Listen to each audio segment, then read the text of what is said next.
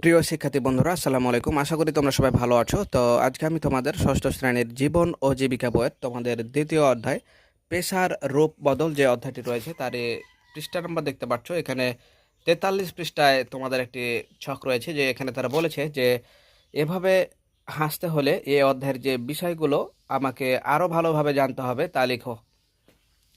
তো আসলে আজকে আমরা এই ছকটি সমাধান করব। তো চলে যাই আমরা প্রশ্নের উত্তরটি সমাধান করি।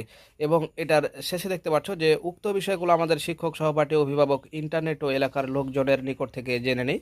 তো যদি আমরা না জানি তাহলে সেক্ষেত্রে আমরা ইন্টারনেট হতে পারে, সহপাঠী, শিক্ষক, এগুলোর কাছ থেকে আমাদের জেনে নিতে বলছে।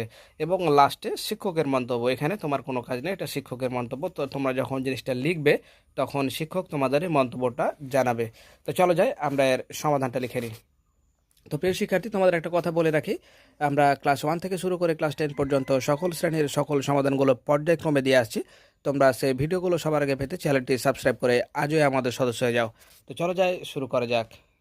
তো দেখতে পাচ্ছ যে 1 নম্বরে উত্তরটি রয়েছে যে বিভিন্ন পেশাজীবীদের সম্পর্কে জানতে হবে ভালো করে।